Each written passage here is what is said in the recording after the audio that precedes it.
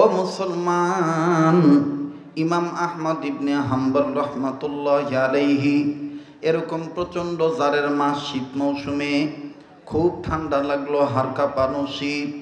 ইমাম আহমদ ইবনে হাম্বল কাঁপতেছিলেন, খাতা কম্বল গায়ে দিলেন, কাম হলো না। ইমাম আহমদ ইবনে হাম্বল ডাক দিয়ে বলতেছেন, আল্লাহ গো, গোলামি করি তোমার, সাহায্য চাই তোমার। ইয়্যাকা না'বুদু ওয়া ইয়্যাকা নাস্তাঈন। সবাই বলবেন, ইয়্যাকা না'বুদু ওয়া ইয়্যাকা নাস্তাঈন। আরে বন্ধু, ইমামে আহমদ ইবনে হাম্বল রহমাতুল্লাহি আলাইহি ডেকে ডেকে বলতেছেন, দয়াল আল্লাহ, ঠান্ডা লেগেছে, এখন আমি তোমার ইবাদত করি, সর্বসময় তোমার ইবাদত করব, মৃত্যু পর্যন্ত তোমার কাছে সাহায্য চাই গো আল্লাহ। আল্লাহ, আমি তোমার দরবারে বলতেছি, একটু গরম ভাব হইলে আমার খুব ভালো লাগতো, একটু গরম লাগলে আমার খুব ভালো লাগতো। মাবুদু, এখন আমি আগুনে তাপ পাই কোথায়, গরম তাপ আমি কোথায় পাই? আরে বাবাজি, কিতাবের লিখে ইমাম আহমদ ইবনে হাম্বল তাপ নামক সম্বল খোঁজার জন্যে উনি ঘর থেকে বের হইলেন। এবার ঘর থেকে বের হয়ে ইমাম আহমদ ইবনে হাম্বল দূরবর্তী স্থানে নজর করে তাকিয়ে তাকিয়ে দেখতেছেন, অনেক দূর স্থানে আল্লাহর কোনো এক বান্দা আগুন জ্বালাইছে। তবে ইমাম আহমদ ইবনে হাম্বল দূর থেকে বুঝতে পারলেন, এটা কুপির আগুন নয়, এটা হারিকেনের আগুন নয়, নিঃসন্দেহে এটা চুলার আগুন। কেননা আগুনের লেলিহান শিখা, অগ্নি শিখা একটু বড় দেখা যায়, মাঝে মধ্যে উপরে উঠে আবার নিচে নামি। ওগো বনানী এলাকার বাইরা, আরে মহাখালী এলাকার বন্ধুরা, করাইল এলাকার পশ্চিম পাড়া, পূর্ব পাড়া, উত্তর পাড়া, দক্ষিণ পাড়া, ওগো আমার বন্ধুগণ, কেউ চলে গেলে কারো যাওয়া দেখে যাবেন না, একটু পরে দেখবেন এই ময়দানের মাটি থেকেও কান্নার আওয়াজ আসবে। একটু ধৈর্য ধরেন বাজানো, জীবনে সেই বয়ান মনে করে বয়ান মনে করছি। এবার ইমাম আহমদ ইবনে হাম্বল যখন বুঝতে পারলেন এটা চুলার আগুন ধরাইছে, যাই তো দেখি কে চুলা ধরাইছে, যাই দেখি কে চুলার আগুন জ্বালাইলো। ইমাম আহমদ ইবনে হাম্বল সামনে গেলেন, হাঁটি হাঁটি পা পা করে সামনে গেলেন। সামনে যাইয়া নজর করে দেখে আগুন অন্য কেউ ধরায় নাই, চুলা কেউ অন্য লোক ধরায় নাই, এই চুলাটা ধরাইছেন উনি একজন রুটি বিক্রেতা। দেখবেন বাজার মহাখালী থেকে শুরু করে ভিন্ন ভিন্ন রোডের দুই সাইডে এই মৌসুমে সন্ধ্যার পরে সকালবেলা অনেক মা বোন, অনেক বাপ ভাই সংসারের জীবিকা নির্বাহ করার জন্য আমার বন্ধুগণ চুলা জ্বালাইয়া চিতাই পিঠা ভাজে, তেলের পিঠা বানায়, ভাবা পিঠা বানায়। কথা কোন ঠিক না? ইমাম আহমদ ইবনে হাম্বল এই চুলা জ্বালানো ওয়ালার কাছে যাইয়া আগাছে গুড়া মেপে বুঝতে পারলেন এটা রুটিওয়ালা রুটি বিক্রি করে খায়। এখন আমি আগুন তাপাবো, আমার একটু গরম ভাবের দরকার। আগুনের কাছে যাইয়া উনি যখন আগুন তাপাবেন, ইমাম আহমদ ইবনে হাম্বল মনে মনে ভাবলেন, আমি যদি ছেলেটার কাছ থেকে বিনা অনুমতিতে, অনুমতিবিহীন যদি আগুন তাপাইতে যাই, ফট করে যদি এই চুলা জ্বালানোওয়ালা রুটিওয়ালা ছেলেটা ডাক দিয়ে বলে, হুজুর চুলা ধরাইলাম আমি, আপনি কেন আগুন তাপাইতেছেন, অনুমতি নিছেন নাকি? ও আল্লাহ, তখন আমি কি জবাব দেব? যাজ্ঞা আমি অনুমতি নেই। এবার ইমাম আহমদ ইবনে হাম্বল তিনি অনুমতি নিবেন, অনুমতি নিতে যাইয়া আবার মনে আরেকটা খটকা লাগলো, আমি যদি সালাম না দেই, সালাম না দিয়ে যদি বলি আমি আগুন তাপাবো। ছেলেটা ডাক দিয়ে বলতে পারে, ওগো হুজুর, আপনার চেহারা দেখে মনে হয় আপনি একজন বিজ্ঞ আলেম হবেন। পরনে গায়ে জুব্বা আছে, কত সুন্দর চাপদারি, লম্বা দাড়ি, কি সুন্দর নুরানি চেহারা। আপনি আগুন তাপাবেন ভালো কথা, আমাকে কি আপনি সালাম দিতে পারেন না?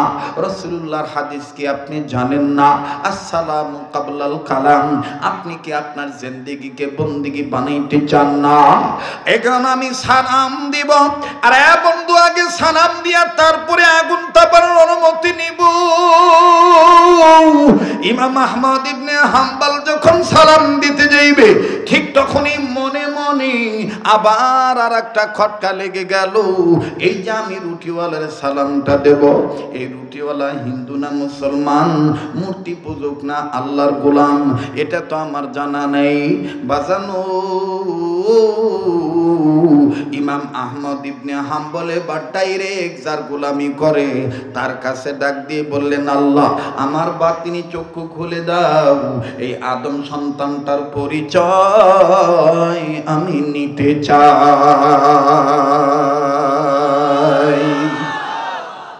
বলেন আল্লাহ ওয়ালাদের বাতিনি চোখ খোলা আছে না নাই?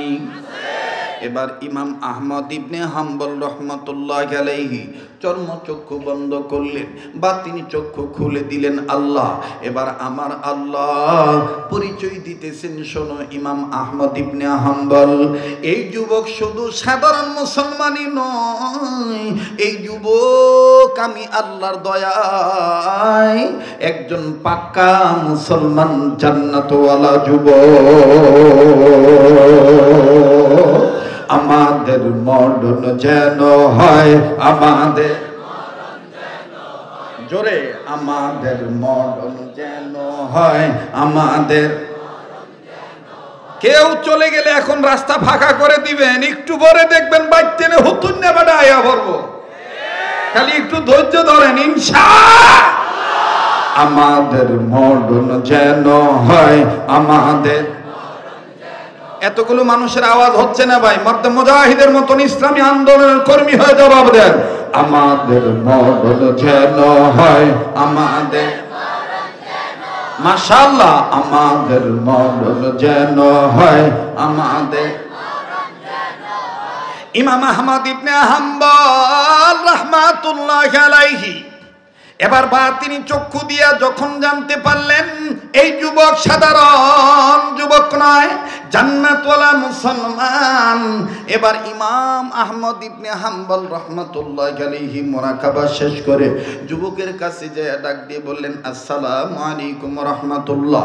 যুবক সালামের জবাব দিলেন, ওয়া আলাইকুমুস সালাম ওয়া রাহমাতুল্লাহি ওয়া বারাকাতুহু। এবার বাজান ইমাম আহমদ বললেন, বাবা তুমি কেমন আছো?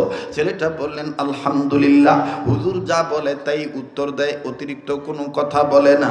ডাক দিয়ে বলে, যুবক রে, অনুমতি দিলে আমার খুব ঠান্ডা লেগেছে, একটু আমি আগুন তাপাইতাম, যেহেতু তুমি চুলা ধরাইছো। ডেকে ডেকে বলতেছেন, হুজুর মাফি মুশকিলা, কোনো সমস্যা নাই, আপনি আগুন তাপাইতে থাকেন। এবার ইমাম আহমদ ইবনে হাম্বল রাহমাতুল্লাহ আলাইহি চুলার ধারে বসলেন, চুলার ধারে বসে আগুন তাপাইতেছেন। আগুন যখন তাপানো হয়ে গেল, এই গরম হাতের তালু শরীরের বিভিন্ন অঙ্গ প্রত্যঙ্গে আমার বন্ধুগণ মাখামাখি করলেন। এক পর্যায়ে যখন শীত কেটে গেল, ইমাম আহমদ ইবনে হাম্বল এবার যুবককে কিছু না বলিও, তবে ভুলে যাবেন না বন্ধু, দুইটা কথা মনে রাখবেন। বলেন তো দেখি, আমি আপনি গোলামি করি কার? সাহায্য চাই কার? আমরা মুসলমানদের সম্পদ কয়টা? জোরে বলেন কয়টা? নাম্বার 1 তওবা, নাম্বার 2 হলো তাকওয়া। দেখেন বাজান, তওবার কথা বলতেছি, যারা বেশি বেশি তওবা করবে তাদের দাম আল্লাহ বাড়ায় দেয়। দেখেন বাজান কেমন বাড়ায় দেয়। এবার ইমাম আহমদ ইবনে হাম্বল রাহমাতুল্লাহ আলাইহি ডাক দিয়ে বলতেছেন, আল্লাহ এই যুবক তোমার থেকে জান্নাত প্রাপ্ত যুবক, আমি একটু তার কর্মটা পর্যবেক্ষণ করব, আমি তার কর্মটা দেখব, কোন কারণে, কোন উসিলায়, কোন আমলের জন্য এইরকম তোমার পক্ষ থেকে জান্নাত পেয়ে গেল। আল্লাহ আমি তার একটু মাপি, আমি তার একটু পরীক্ষা করি। এবার ইমাম আহমদ ইবনে হাম্বল নজর করে দেখতেছে এই যুবক যখন আমার বাইরা রুটি বানাবেন, এই রুটি বানাইতে যাইয়া আটার সাথে গরম পানি যে মিশাবে, এই পানিটাকে গরম করলেন। পাতিল যখন চুলার উপর দেয় তখন কয় আল্লাহু আকবার। গরম পানির পাতিল যখন নামায় তখন বলে সুবহানাল্লাহ। কিন্তু পানি যখন কল থেকে বা কুয়া থেকে নেয় তখন প্রথম বলে বিসমিল্লাহ। আমার বন্ধুগণ, আমার ভাইরা, গরম পানি আটার সাথে যখন মিশাই, আটা আর পানি যখন মিশ্রিত হয়ে যায়, আমার বন্ধুগণ রুটির যখন খামির বানায়, এই যুবক প্রথম চাপটা বিসমিল্লাহ বলে দেয়। এরপরে যতই আমার বন্ধুগণ শ্যানি বারবার যখন আটা আর পানি যখন একত্রিত করে, যুবক বারবার এরকম স্নানের সময়, আমার বন্ধুগণ মৈথুন মন্থন করার সময় বারবার বলে আস্তাগফিরুল্লাহ, আস্তাগফিরুল্লাহ, আস্তাগফিরুল্লাহ, আস্তাগফিরুল্লাহ। ইমাম আহমদ ইবনে হাম্বল বললেন, বুঝেছি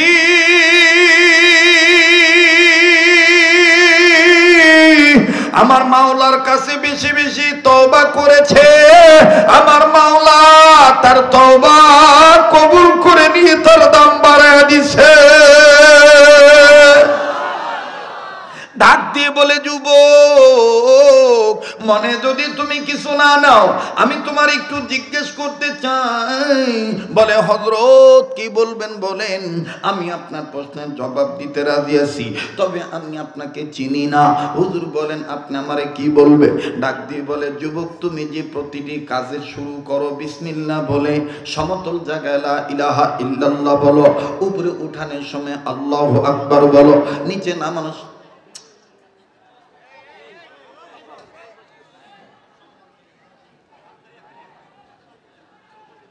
মুসলমান ভাইরা আমার বন্ধুগণ, ডাক দিয়ে বলে, তুমি উপরে ওঠানোর সময় বস্তু উপরে ওঠানোর সময় আল্লাহু আকবার বলো, নিচে নামানোর সময় সুবহানাল্লাহ বলো, সমতল জায়গায় সমান জায়গায় রাখার সময় আনা নামার সময় লা ইলাহা ইল্লাল্লাহ বলো, শুরুতে বিসমিল্লাহ বলো।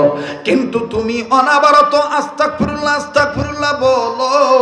যুবক, আমি তোমার দরবারে জানতে চাই, তুমি কি আস্তাগফিরুল্লাহ বলার দ্বারা কিছু পাইছো নাকি?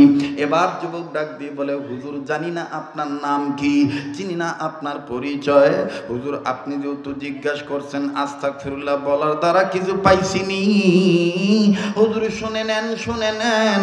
বেশি বেশি ইস্তেগফার করার দ্বারা, তওবা করার দ্বারা আমি নাম্বার 1, নাম্বার 2, আমি 2টা জিনিস পাইছি, আর একটা জিনিস পাই নাই। ওটার জন্য আমার মনে বড় দুঃখ রয়ে গেছে। বলে, যুবক, তুমি কোন 2টা জিনিস পাইছো বলো? বলে, নাম্বার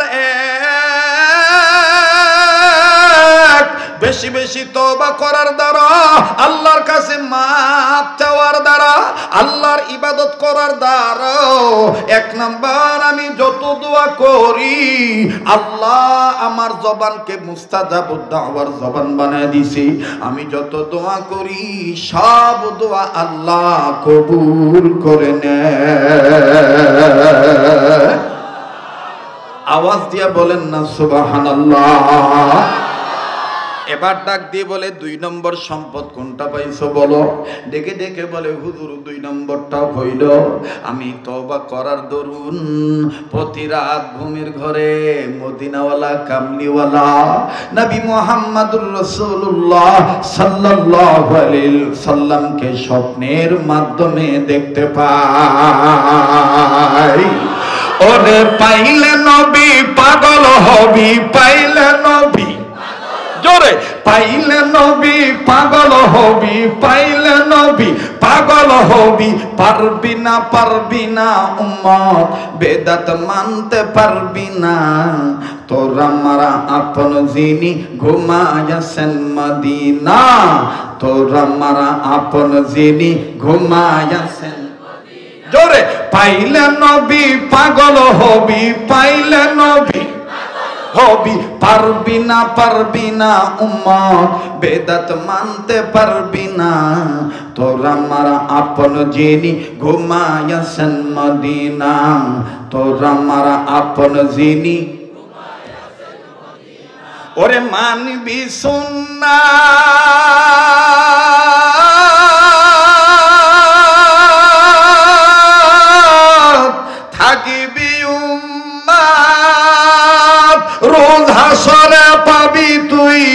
নবীজির সাফায়াত, ঠিক কি না?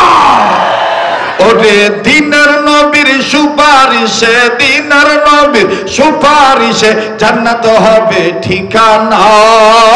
তোর আমার আপন যিনি ঘুমায়াছেন মদিনা, তোর আমার আপন যিনি। ওরে পাইলে নবী পাগল হবি, পাইলে নবী জোরে, পাইলে নবী পাগল হবি, পাইলে নবী পাগল হবি। পারবি না, পারবি না উম্মা, বেদাত মানতে পারবি না। তোর আমার আপন যিনি ঘুমায়াছেন মদিনা, তোর আমার আপন যিনি। মাশাআল্লাহ বলেন, মারহাবা বলেন। কষ্ট হইতেছে, বেজার হইতেছে, ঘুমে ধরছে, চলবে কি চলবে না? তো ডাক দিয়ে কয়, যুবক বলো কি, এই দুইটা সম্পদ পাওয়ার পরে আর লাগে কি? যা দোয়া করো তাই কবুল হয়, আবার প্রতি রাত্রে স্বপ্নের মাধ্যমে নবীরে দেখতে পাও, আর কি লাগে? কয় হুজুর যেটা লাগে এইটাই তো বড়। কয় কি? কয় হুজুর সব দোয়া কবুল হইছে, কিন্তু একটা দোয়া কবুল হইছে না। কয়টা কি দোয়া? কয় হুজুর শোনেন, একদিন আমি আমার দিনের নবীর হাত ধরলাম, আল্লাহু আকবার, নবীজির হাত ধরে মুসাফা করলাম।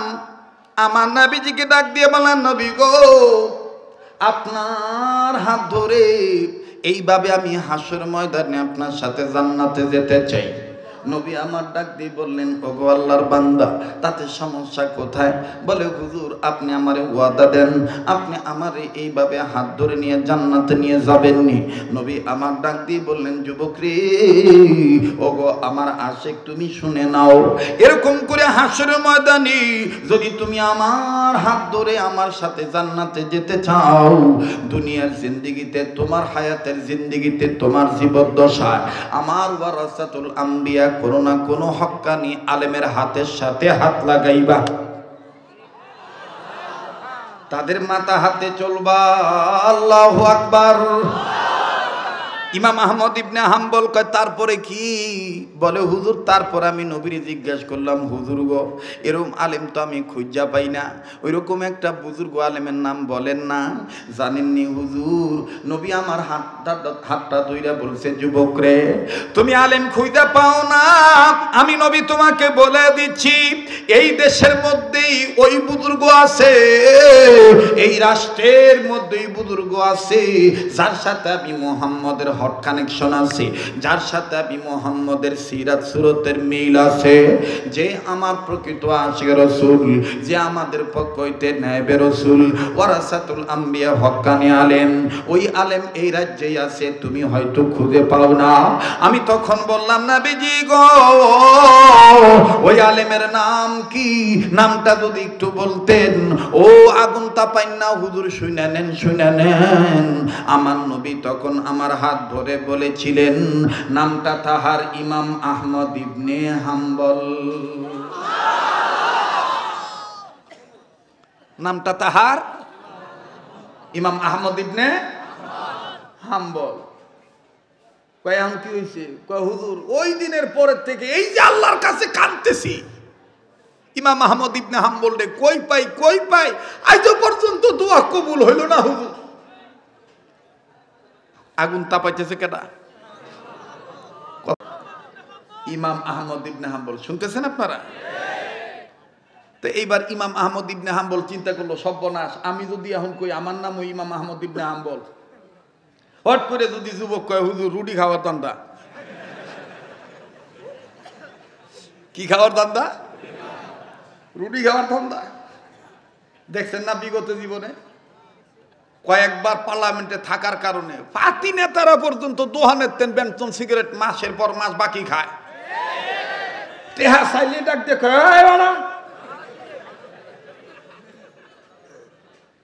নাম্বার রাখা দে, পুলিশ টুলিশ ডিস্টার্ব করলে আমার কথা কইস, কথা কয় না। এইটির একটু সোজা করে বাও তো, এই তিনটারে উড়াই দে, এটা জায়গা তুই বাই যা হইয়া থেকে যা, ধাক্কাইস না, রাগারাগি করিস না। বাবা বাবা তুই সোজাও। আচ্ছা থাক, কান্দিস না, তুই কানলে ব্যাক মানুষে কানবো, থাক আল্লাহ বিচার করবো, বুঝছস? থাক থাক, এই যে আল্লাহ লোক দুইটারে দুইখানে বস নাই, তারা ডারে নেস না, তারা ডারে কুলে নেস না, তারা হের কোনো দোষ নাই। হ্যাঁ শয়তান আজকে চাইতেছে না ওয়াজটা জমু, শয়তান না রে দেহ, তুই পারস না আমরা পারি।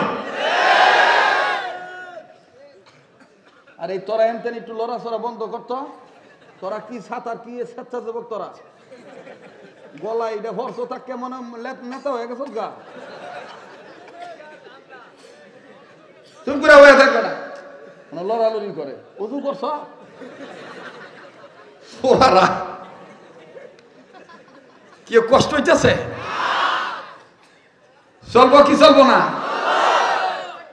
তো ইমাম আহমদ ইবনে হাম্বল কইতেছে, আমি যদি কই আমার নাম ইমাম আহমদ ইবনে হাম্বল, ফট করে যুবক যদি কয় হুজুর রুটি খাওয়ার দান্দা,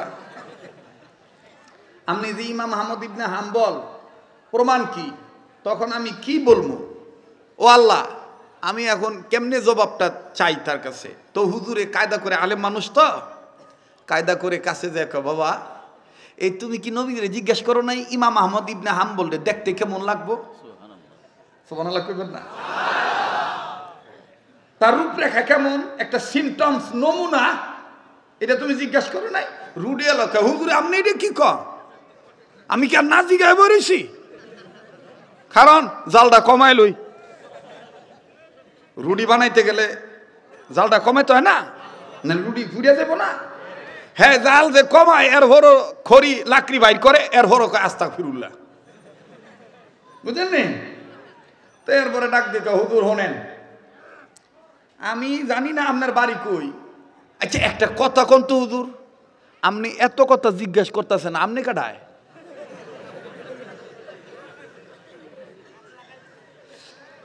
এত কথা যে জিজ্ঞেস করতেছেন আপনি কাটায়?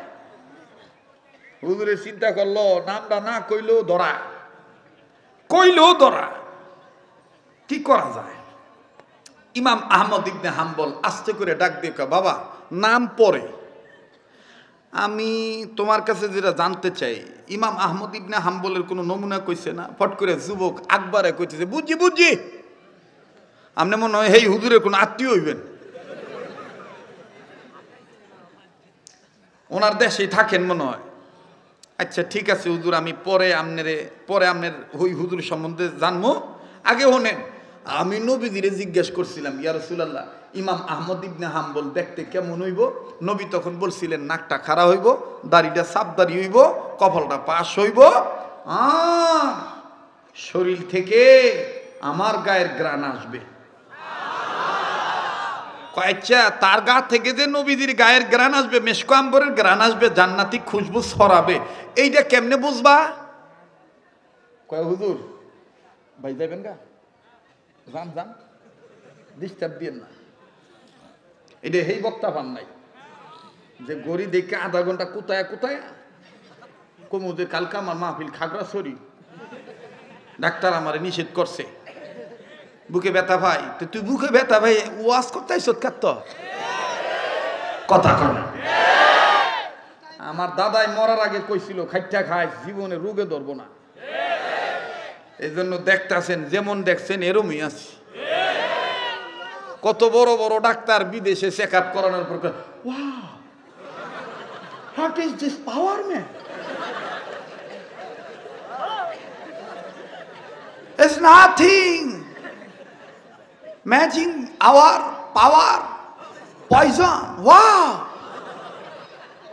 কোনো পয়জন নাই, কোনো রোগ নাই, সব মেসিং, ব্যাপারটা কি সমান সমান। মানুষের দিন গেলে কমে আর আপনি দেখালি বাড়ে, ঘটনা কি কি খান? আমি কিছুই খাই না, আল্লাহর জিকির করি। ভালো রাখার মালিক কে? যারা বলেন কে? সুস্থ হায়াত এটা সবচেয়ে বড় নিয়ামত। মুসা নবী আল্লাহরে জিজ্ঞাসিল, ও আল্লাহ তুমি যদি মুসা হইতা, আমি যদি আল্লাহ হইতাম, আল্লাহ কয় হ্যাঁ মুসা, হ্যাঁ তুই জিন্দিগিতে আল্লাহ হইতে পারবি না। মুসা কয় আমরাও কোনোদিন মুসা হইতে পারবেন না। আল্লাহ কইতে তো তুমি কইলা কে? মুসা কয় খোসা দিলাম, খোসা না দিলে কথা বাইরে না। এই লিগে কইলা আমরা যদি মুসা হইতেন, আমি যদি আল্লাহ হইতাম, তাহলে আমার কাছে কি চাইতেন? প্রশ্নটা হয়ে গেছে কেন? শেষ না? আল্লাহ পাক ডাক দিয়ে কয় তুমি যদি আল্লাহ হইতা, আমি যদি মুসা হইতাম, তাহলে আমি তোমার কাছে সুস্থ হায়াত চাইতাম। আরো আসতে কোন সুবহানাল্লাহ। কথা শেষ না ভাই? দেন মুসা নবী। এই জন্য মুহাদ্দিসিনে কেরামগণ, তফসির কারকগণ লেখেন পয়গম্বরের মধ্যে কিছু পয়গম্বর ছিল সরল সোজা, আর কিছু পয়গম্বর ছিল চালাক। যেমন বনানী এলাকার বাব্বাইরা, করাইলের বন্ধুরারি, আমি বলছি বলবো ফিনিশিং দিয়ে যাব। এবার আসেন ইমাম আহমদ ইবনে হাম্বল রাহমাতুল্লাহি আলাইহি ডেকে ডেকে বলতেছেন, যুবকরে ইমাম আহমদ ইবনে হাম্বলকে চিনার কোনো চিহ্ন আসেনি? নমুনা আমার নবীজি বলেছেন নাকি? আমার ভাইরা এতক্ষণ আপনি যৌক্তিক হাসা হেসেছেন, এখন আমি দেখব নবীর প্রেমে গকে কতটুকু কাঁদতে পারেন। কার চোখের পানি আসি, কান্না না আসলো কান্নার ভান ধরবেন, কান্নার অভিনয় করলো আমার আল্লাহ মাফ করে দিবে। ইমাম আহমদ ইবনে হাম্বল ডাক দিয়ে বললেন, যুবক রে, নবীজি কি তোমাকে ইমাম আহমদ ইবনে হাম্বলের কোনো নমুনা বলেন নাই? তুমি কেমনে ইমাম আহমদ ইবনে হাম্বলকে চিনবা? যুবক ডাক দিয়ে বলে, হুজুর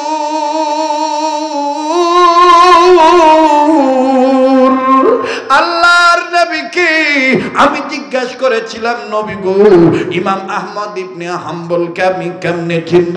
নবী লাস্ট আমাকে ফাইনাল একটা নমুনা বলে গেছি।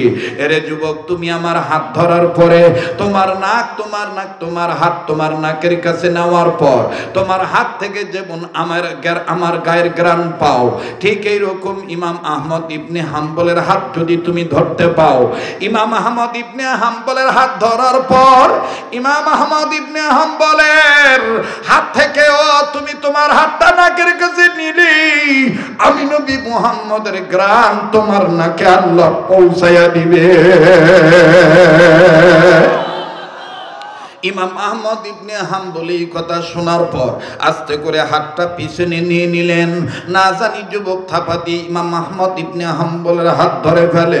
যুবক বলে, হুজুর আপনি হাত পিছনে নিলেন কেন? ইমাম আহমদ ইবনে হাম্বল বলেন, এটা পরে বলবো, আগে বলো আর কোনো নমুনা বলছে কিনা? বলে, আর একটা বলেছি। নবীজি বলেছেন একমাত্র ইমাম আহমদ ইবনে হাম্বলই জানেন কিয়ামতের ময়দানে দুনিয়ার কোন কোন নারী, কয়জন নারী হাসতে হাসতে জান্নাতে যাবে, তাদের নাম, তাদের পরিচয়, কি কারণে জান্নাতে যাবে। এই আমলটাও ইমাম আহমদ ইবনে হাম্বল একাই জানে, অন্য কোন ইমামরা জানে না। এটা আমি রাসূল তাকে স্বপ্ন যুগে জানায় দিয়েছি। আর ইমাম আহমদ ইবনে হাম্বল চোখের পানি ছেড়ে কান্দি আর ডাক দিয়ে বলে, মালিক তুমি আমার এইভাবে কবুল করছো গো দয়াল আল্লাহ। ও আল্লাহ, আমার নাম তোমার নবী মুহাম্মদ এইভাবে বলে গেছে, আমার এই স্বপ্নের মাধ্যমে নবীজি কথা বলে গেছে, এই কথাটাও নাকি যুবককে বলে দিছে। ওগো যুবক বন্ধু, তুমি এবার বলো তো দেখি, দেখো তো দেখি রাসূলুল্লাহর স্বপ্নের কথার সাথে আমার কথা মিলেনি। যুবক বলে, হুজুর আপনার কথার থেকে কেমন জানি নবীর গায়ের গ্রাণ পাওয়া যায়।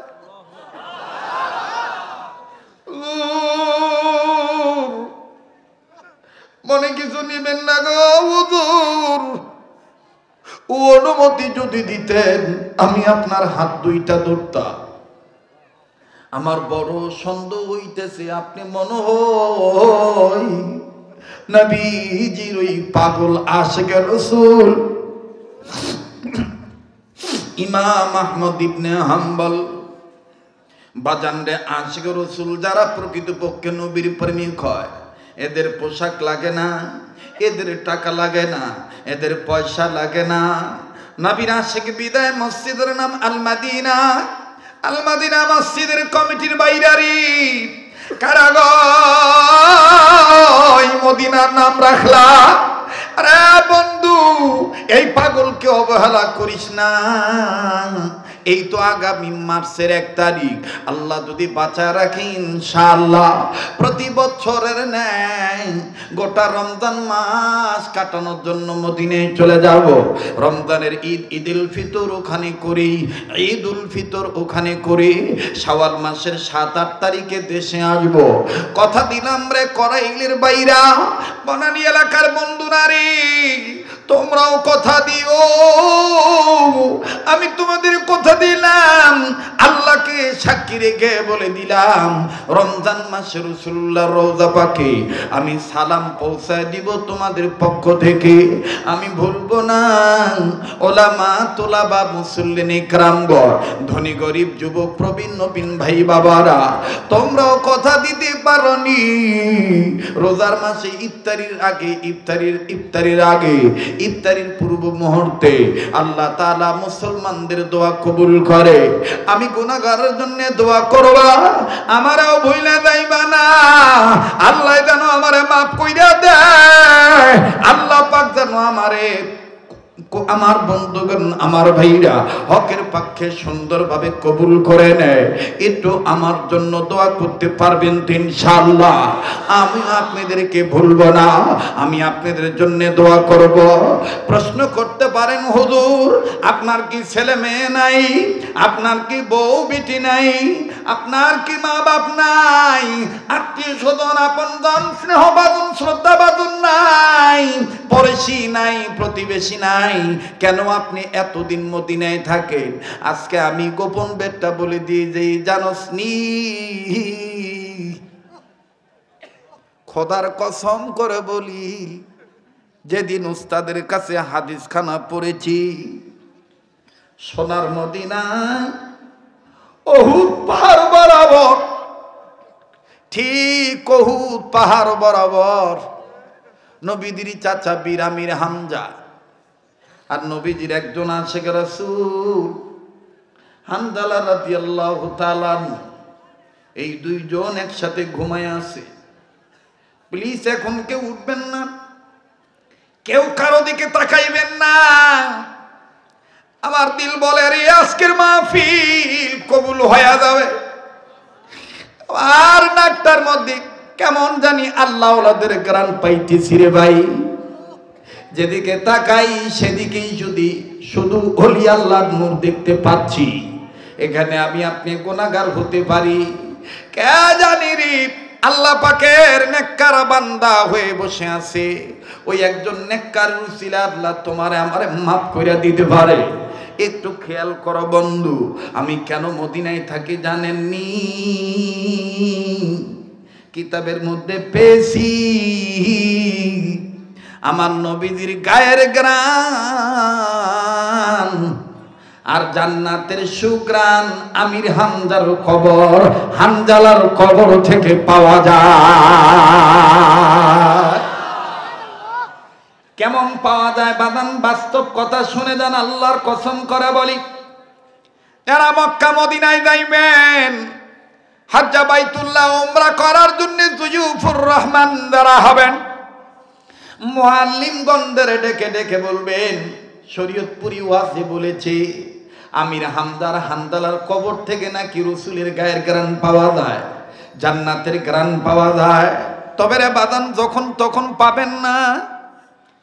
ঠিক এশার নামাজের 3 ঘন্টা পর তাহাজ্জুদ নামাজের ওয়াক্ত শেষ হওয়ার আগ পর্যন্ত, সেহরির টাইম পর্যন্ত, ওই সময়ের মধ্যে হানজালা রাদিয়াল্লাহু তাআলা কবর জিয়ারত করতে গেলে স্পেশালিস্ট ভাবে মুসলমান উম্মতি মুহাম্মাদীদের নাকি আমার আল্লাহ জান্নাতের গ্রান, রাসূলের গ্রান পাঠায়া দেয়।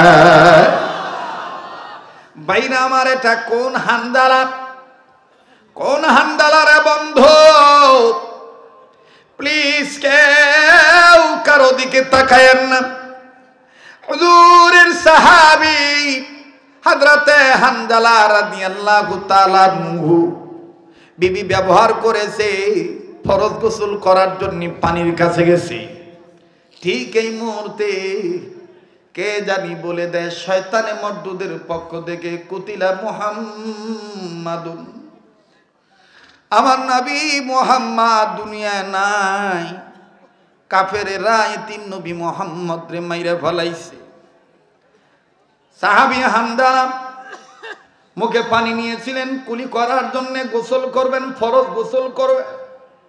যখন শুনলেন আমার নবী দুনিয়ায় নাই, মুখ থেকে পানি ফেলে দিল, নাপাক শরীর লইয়া দৌড়ে বিবির কাছে আসলো। আইসা ডাক, বিবি তারা বাড়ি দে, আর বিদায় দিয়ে দি, বেঁচে থাকলে দেখা হবে দুনিয়ায়, আর না হয় দেখা হবে কিয়ামতের ময়দানে। আর জালার বিবি কান্দার ডাক দিয়ে বলে, স্বামী গো, আপনি তো না পান, তরবারি দিয়ে কি করবেন? আপনার উপর তো গোসল ফরজ হয়ে গেছে। সাহাবী হামজা কান্দে আর ডাক দিয়ে বলে, বিবি রে, আমি কার জন্যে গোসল করব রে? তুই কি শোনস নাই আমার নবী মুহাম্মদ রে নাকি কাফের বেঈমানের মাইরা ফলাইছে? আরে বিবি, যে দুনিয়ায় নবী নাই, এই দুনিয়ায় আমি আর গোসল করব না। আমার নবীর প্রেমে আমি জীবন দিয়ে শহীদ হয়ে যাব। তাই বলেছি রে বিবি, বেঁচে থাকলে দেখা হবে দুনিয়ায়, আর না দেখা হবে কিয়ামতের ময়দানে। কিতাবে লিখে হানজালার বিবি যখন তরবারি এনে দিলেন, এবার হানজালা রাদিয়াল্লাহু তাআলা তরবারি লইয়া নারায়ে তাকবীর আল্লাহু আকবার বলে যুদ্ধের ময়দানে ঝাঁপিয়ে পড়লেন। আল্লাহ পাকের পাওয়ারে, আল্লাহর মহাব্বত নিয়া, নবীর প্রেম নিয়া গো কয়েকজন কাফেরকে, বেঈমানকে কতল করে জাহান্নামে পাঠিয়ে দিলেন সাহাবী হানজালা। কিছুক্ষণ পরেই সাহাবী হানজালার উপরে কাফের বেঈমানদের আক্রমণ চলে আসলো। উপর্যুপরি আঘাত যখন হানজালার গায়ে লাগলো, হযরতে হানজালার গলা কেটে গেল, হাত কেটে গেল, পা কেটে গেল। হানজালা কান্দে আর ডাক দিয়ে বলে, বাবু, আমি আমার নবীর প্রেমে গোসলটাও করি নাই, তোমার গোলামি করার জন্য নবীর প্রেমে জীবন দিতেছি। আল্লাহ, আল্লাহ তুমি কবুল করে নিও। লম্বা কথা সংক্ষেপ করে দিলাম, হযরতে হানজালা শহীদ হয়ে গেলেন। যুদ্ধ যখন শেষ হয়ে গেল, আর নবীজি সাহাবীদেরকে ডাক দিয়ে বললেন, সাহাবীরা রে, ধর্মকে প্রতিষ্ঠিত করার জন্য, আমার গোলামি করার জন্য যারা জীবন দিয়ে শহীদ হয়ে গেছে, এই শহীদদের লাশ খুঁজে খুঁজে বের করো, বিনা গোসলে কবর দিয়ে দাও। আমি নবী বলছি তাদের গোসল দিতে হবে না। এবার বাতানদের শহীদ সাহাবীদের লাশ খুঁজে খুঁজে বের করা হলো, বিনা গোসলে কবর দিবি। ঠিক এই মুহূর্তে বহু দূর থেকে আওলাকে সে পাগলিনী বেশে একজন মা, একজন মহিলা কান্দে আর ডাক দিয়ে বলে, নবী গো, সব সাহাবীদেরকে বিনা গোসলে কবর দেন, আমার স্বামী রে বিনা গোসলে কবর দিয়েন না। নবী বলে, তোমার স্বামী মানে তোমার স্বামীর নাম কি? কেনই বা বিনা গোসলে কবর দেব না? আমার মাইরা বিবি কান্দে আর ডাক দিয়ে বলে, নবী গো, আমার স্বামীর নাম হানজালা, আপনার প্রিয় সাহাবী হানজালা, কেন বিনা গোসলে কবর দেব না? নবীজি গো, আপনার হানজালা আপনার এতটাই আশিক ছিল, গোসল করার জন্য, ফরজ গোসল করার জন্য পানির কাছে গেছি, কে জানি বলছে আপনি নবী নাকি দুনিয়ায় নেই। সাহাবী হানজালা আর কালক্ষেপণ করেন নাই, গোসলের কথা ভুলে যাইয়া আপনার প্রেমে জীবন দিয়া শহীদ হয়ে গেছে। তাই বলি, নবী গো, সব শহীদ সাহাবীদেরকে বিনা গোসলে কবর দেন, আমার স্বামী লাশের কাছে গেলেন, যাইয়া দেখেন হানজালার চুল থেকে পানির ফোঁটা পড়ে, দাড়ি থেকে পানির ফোঁটা পড়ে। আল্লাহ নবী ডাইনে বামে না তাকাইয়া আসমানের দিকে তাকাইলেন। আল্লাহ ডাক দিয়ে বলেন, নবীজি গো, যেই হানজালা আমার প্রেমে জীবন দিয়ে গোসলের কথা ভুলে যেতে পারল, আপনার প্রেমে পাগল হইয়া গোসলের কথা ভুলে যায় জীবন দিয়ে শহীদ হইতে পারল, নবীজি ওই হানজালাকে আর গোসল দিতে হবে না, জান্নাতের পানি দিয়া আসমানের উপরে আমি গোসল করে দিছি, আমি মাওলা শাহে রব্বানা। আওয়াজ দিয়া বলেন আল্লাহু আকবার। আমার নবী এবার সাহাবীদেরকে ডাক দিয়ে বলেন, আরে সাহাবীরা, আমি নবী বলে দিলাম যাস না, হানজালারে গোসল করাইতে হবে না। হানজালারে গোসল করাই দিছে শাহে রব্বানা। এত সুন্দর গান আসতেছে। ওই সময় জিবরাইল আমিন হাজির হয়ে বলেছিলেন, ইয়া রাসূলুল্লাহ, কিয়ামত পর্যন্ত এই হানজালার কবর থেকে আল্লাহর দেওয়া জান্নাতি খুশবু আপনার উম্মতেরা নিতে চাইলে কবর জিয়ারত করার সময় পাবে। আল্লাহর কসম করে বলি বাজান রে, গত রমজানের ঘটনা, মদিনার একজন শায়েখ সামার মুরব্বী, পাকিস্তানের করাচি হযরতের খলিফা, ফেনী জেলায় বাড়ি তার, দারুল দেওবন্দের শুধু সন্তান। আমি বললাম, শায়েখ, হানজালার কবর থেকে ডাইরেক্ট জান্নাতের ঘ্রাণ পাওয়া যায়, খুশবু পাওয়া যায়, এটা আমি একটু নিতে চাই। ডেকে ডেকে বলে, মাওলানা, তওবা না করলে কিন্তু এই ঘ্রাণ নসিব হবে না, গুনাহ থেকে না বাঁচলে কিন্তু এই ঘ্রাণ নসিব হবে না, আতর ব্যবহার করে গেলে ঘ্রাণ পাইবা না, কোন সুগন্ধি ব্যবহার করলে কিন্তু আর এই ঘ্রাণ পাইবা না। শায়েখ ডাক দিয়ে বলে দিলেন, সেহরিটা ভালো নিয়তে গ্রহণ করবা, ইফতারি ভালো নিয়তে করবা, তারাবি শেষ করবা, ওই দিন কোনো ঘ্রাণ তুমি নিবা না। জান্নাতের খুশবু পাইতে গেলে টাইমটা হলো এশার নামাজের 3 ঘন্টা পরে, তাহাজ্জুদের নামাজের ওয়াক্ত শেষ হওয়ার আগ পর্যন্ত তুমি এক নিয়তে যাইবা, যাইয়া কবরের কাছে দাঁড়াইয়া, বাউন্ডারির বাইরে দাঁড়াইয়া চক্ষু বন্ধ কইরা দুরূদ শরীফ পড়বা। সাধারণত যেভাবে কবর জিয়ারত করা সুন্নাত, এইভাবে জিয়ারত করবা। জিয়ারত যদি কবুল হইয়া যায়, নাকটার মধ্যে জান্নাতের ঘ্রাণ পাইবা। শুধু ঘ্রাণই নয়, বিরামির হানজালার কবর জিয়ারত করতে অনেক দিনদার জিন্নাত আসে, দিনদার জিন্নাত স্বামী স্ত্রী আসে, ছেলে মেয়ে আসে।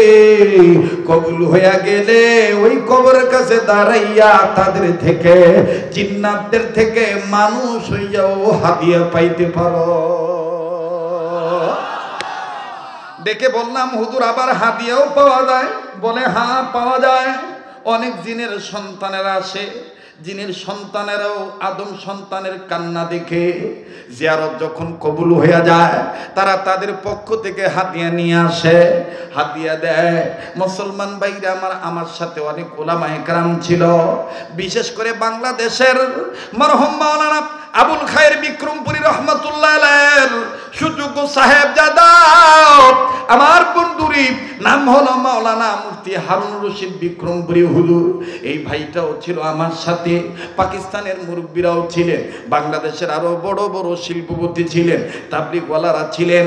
বাজান রে, যখন একনিষ্ঠ মন নিয়া আল্লাহর দরবারে কাঁদতেছি, কবর জিয়ারত করতেছি, ঠিক যখন ওই মোনাজাত শেষ হয়ে গেল, দুই সাইডে ছেলে আর মেয়ে সুন্দর চেহারা নিয়া আমার বন্ধুগণ ডাক দিয়ে বলে, হাজি, এটা তোমাদের জন্য হাদিয়া। আবার ভাইরা আরবি আলফাজ ব্যবহার করে বললেন, শায়েখের কথা মিলে গেল। দেখি কতক্ষণ ঘ্রাণ থাকে, আল্লাহর কসম করে বলি, যখনই ফজর আযান দিয়ে দিল, গ্রান বন্ধ হয়ে গেল। আবার পরের দিন ঠিক ওই রাত্রে যখন ওই সময় গেলাম, তখন গ্রান পাইলাম। আযান দিলে গ্রান বন্ধ হয়ে যায়। ওই দিন থেকে যে আমার বন্ধুগণ মায়া লেগে গেল, আমি প্রতি বছর রমজান মাস মদিনায় থাকবো। আবার বাংলাদেশের ভক্তবৃন্দের জন্য দোয়া করব। আর সবার পক্ষ থেকে রাসূলুল্লাহর রওজায় আমি সালাম পৌঁছে দেব। রমজান মাসে মদিনায় থেকে থাকি ইনশাআল্লাহ। মুসলমান ভাইরা আমার, এই জন্য বললাম যারা উমরায় যাবেন, হজে যাবেন, মুআল্লিমদেরকে ঘটনাটা বলবেন। হুজুর বলেছেন তারাবির পরে তাহাজ্জুদের সময় শেষ হওয়ার আগ পর্যন্ত, ওই সময় নাকি হানজালার কবর থেকে জান্নাতের ঘ্রাণ পাওয়া যায়। আল্লাহর কসম, আল্লাহি বিল্লাহি তাল্লাহি উকসিম বিল্লাহ, আল্লাহকে হাজির নাজির জেনে বলতেছি, আমার শাইখ শাইখুল ইসলাম আহমদ শফি রহমাতুল্লাহি আলাইহি, ওনার শাইখ শাইখুল আরবুল আজম সৈয়দ হোসেন আহমদ মাদানী রহমাতুল্লাহি আলাইহি, ওনার শাইখ ফকিহুন নফস রশিদ আহমদ গঙ্গী রহমাতুল্লাহি আলাইহি, ওনার শাইখ সৈয়দুত তাইয়্যিফা হাজী আমদাদুল্লাহ মুহাজির মক্কি রহমাতুল্লাহি আলাইহি, যুগ যুগ ধরে সাহাবায়ে কেরামদের, শুহাদায়ে কেরাম রাদিয়াল্লাহু তাআলা আনহুম আজমাইন গণের কবর থেকে জান্নাতের ঘ্রাণ পাইয়া তারপরে তারা ইন্তেকাল করেছে। নারায়ে তাকবীর। আমার ভাইরা, আমার বন্ধুরে, কাজে আর লম্বা নয়। এবার ইমাম আহমদ ইবনে হাম্বল বলতেছেন যে 5টা প্রশ্নের উত্তর। কোন কোন নারী হাসরে ময়দানে জান্নাতে যাবে হাসতে হাসতে? দুনিয়ার কোন কোন নারীরা? যুবক দেখো তো কথা মিলেনি। যুবক এখন অবাক হয়ে তাকায় আছে, বলতেছে দেখি তো মিলেনি। ইমাম আহমদ ইবনে হাম্বল বললেন 1 নাম্বার, হাসরে ময়দানে হাসতে হাসতে জান্নাতে যাবে মা খাদিজাতুল কুবরা রাদিয়াল্লাহু তাআলা আনহা। 2 নম্বর ফাতেমাতুজ জোহরা। 3 নম্বর উম্মুল মুমিনিন আম্মা আয়েশা। 4 নম্বর আইয়ুব নবীর বিবি রহিমা। 5 নম্বর ফেরাউনের স্ত্রী বিবি আসিয়া। আরে যুবক, দুনিয়ার এই 5 জন নারী হাসতে হাসতে জান্নাতে যাবে। দুনিয়াতে যেই নারীরা মুসলিম উম্মতে মুহাম্মাদিন নারীগণ, যারা এই 5টা মহিলাকে নকল করবে, এই মহিলারাও খাদিজার সাথে, আয়েশার সাথে, ফাতেমার সাথে, আসিয়ার সাথে, রহিমার সাথে জান্নাতে যাবে। বাজান ব্যাখ্যা দিতে গেলে অনেক দেরি হয়ে যাবে, আমি আর ওইদিকে যাচ্ছি না। এইবার যখন প্রশ্নের উত্তর দিয়ে দিলেন, যুবক এবার হাতটা বাড়ায় ডাক দিয়ে কয়, হুজুর গো, হাত যদি না বাড়ান আমি কিন্তু আপনারে জড়ায় ধরবো। আমি প্রমাণ পাইছি আপনি ইমাম আহমদ ইবনে হাম্বল। ইমাম আহমদ ইবনে হাম্বল বলে, যুবক আমি হাত বাড়াইতে পারি এক শর্তের বিনিময়ে। আমার পকেটে রাসূলুল্লাহ সাল্লাল্লাহু আলাইহি সাল্লামের ওয়াজের নসিহতের একটা চিঠি আছে। এই চিঠির মধ্যে 2টা সম্পদের কথা আছে। এই 2টা সম্পদ যুবক তুমি মৃত্যু পর্যন্ত ধরে রাখবা। কোনদিন তুমি আর এই 2টা সম্পদ হাতছাড়া করবা না। যদি ওয়াদা দিতে পারো তাইলে আমি তোমার সাথে হাত বাড়াবো। ডাক দিয়ে বলতেছেন, ঠিক আছে হুজুর, চিঠিটা আগে দেন, চিঠিটা আমি পড়া নেই। এবার বাজান ইমাম আহমদ ইবনে হাম্বল ডাইন পকেটে হাত ঢুকাইলেন, চিঠি বের করলেন। আমার ভাইরা, আমার বন্ধুগণ, ওই চিঠির মধ্যে যুবক লেখা দেখলেন, উপরে লেখা আছে ইয়াকা নাবুদু ওয়া ইয়াকা নাস্তাইন। পড়েন না, ইয়াকা নাবুদু ওয়া ইয়াকা নাস্তাইন। মুসলমান ভাইরা আমার, কথাটা শেষ করার আগে আমি এই যেই হাত দিয়া বারবার কাবা ধরি, যেই হাতটা আল্লাহওয়ালাদের হাতের সাথে লাগানো, এই গভীর রজনীতে একটা আবদার করব। ওয়াদা দিতে পারেননি, এই পাগলের সাথে আশিক রাসূলের সাথে একসাথে মোনাজাত করে উঠবেন ইনশাআল্লাহ। কারা কারা তৈরি আছেন হাত তুলে দেখান তো দেখি। কার জানি সন্তানের হয় না, কার জানি ব্যবসা বাণিজ্যে বরকত হয় না রে, কার জানি কঠিন রোগ দূর হয় না, আল্লাহ পাক আজকে দোয়া কবুল করবে, হাত নামান ইনশাআল্লাহ।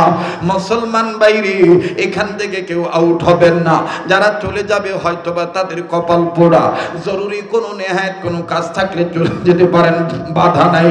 কিন্তু বাজান এখানে আমি দেখেছি নবীর আশিকেরা কেঁদেছেন, আজকের এই কান্নাকাটি মজলিসের দোয়া আল্লাহ ফেরত দিবে না। মায়া লাগায় একটা ডাক্তার না বলেন না আল্লাহ, দেন না বলেন না আল্লাহ। লা ইলাহা